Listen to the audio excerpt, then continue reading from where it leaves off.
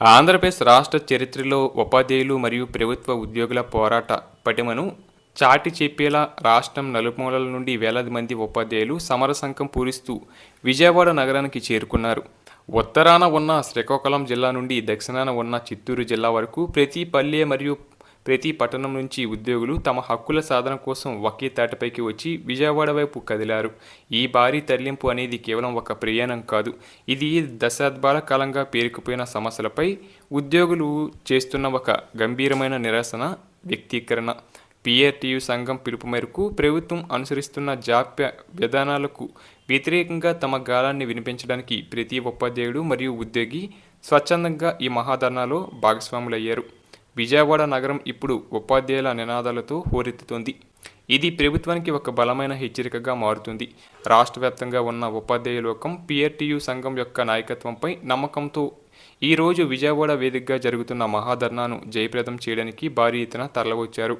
ఈ మహాధర్నా ఉద్దేశం కేవలం నిరాశన తెలపడం మాత్రమే కాదు, ప్రభుత్వం నుండి స్పష్టమైన హామీలను మరియు జీవోలను సాధించుకోవడం. ఈ కార్యక్రమంలో పాల్గొనడానికి జిల్లా స్థాయి నుండి మండల స్థాయి కార్యకర్తల వరకు ప్రతి ఒక్కరూ తమ బాధ్యతగా భావించి విజయవాడకు చేరుకోవడంలో నగరమంతా ఉద్యోగ సంఘాల జెండాలతో ఎర్ర సముద్రాన్ని తలపించింది.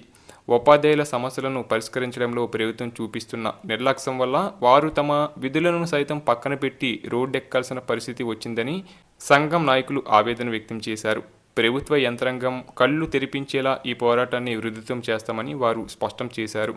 ఈ మహాధర్నాలో ప్రధానంగా 4 అత్యంత కీలకమైన డిమాండ్లను ప్రభుత్వం ముందు ఉంచారు. మొదటిది, చాలా కాలంగా ట్రెజరీలో నిలిచిపోయిన ఆర్థిక బకాయిలను వెంటనే విడుదల చేయాలని. ఇందులో ఉద్యోగుల మెడికల్ బిల్లులు, జీపీఎఫ్ లోన్లు, రిటైర్మెంట్ బెనిఫిట్స్ వంటివి ఉన్నాయి. తమ సొంత సొమ్ము కోసం సంవత్సరాల తరబడి వేచి చూడటం పట్ల ఉద్యోగులు తీవ్ర అసహనంతో ఉన్నారు. రెండవ ప్రధాన డిమాండ్ పెండింగ్లో ఉన్న డిఏ అరియర్స్ విడుదల. నిత్యం పెరుగుతున్న ధరల నేపథ్యంలో ఈ కరువు భత్యం అందకపోవడం వల్ల ఉద్యోగుల జీవన ప్రమాణాలు దెబ్బతింటున్నాయని, కాబట్టి ఏమాత్రం ఆలస్యం చేయకుండా వీటిని ఖాతాలో జమ చేయాలని వారు డిమాండ్ చేస్తున్నారు. ప్రతి నెల జీతాలు వస్తున్నప్పటికీ ఈ బకాయిలు అందకపోవడం వల్ల ఉద్యోగులు ఆర్థిక ప్రణాళికలు వేసుకోలేకపోతున్నారు.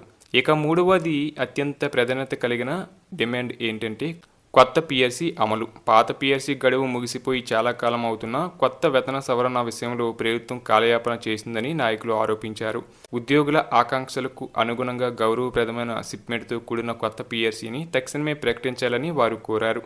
ఇక 4వ డిమాండ్ 30% ఐఆర్ చెల్లింపు. ఎందుకంటే కొత్త పిఆర్సీ అమల్లోకి వచ్చే వరకు మధ్యంతర ఉపశమనం 30% ఐఆర్ను ప్రకటించాలని, ఇది ఉద్యోగులకు రక్షణ ఆర్థిక ఊరటనిస్తుందని వారు విజ్ఞప్తి చేశారు. ఈ 4 డిమాండ్లు నెరవేరే వరకు పోరాటం ఆగే ప్రసక్తే లేదని ప్రతి ఒక్కరూ ప్రతిజ్ఞ పూనారు.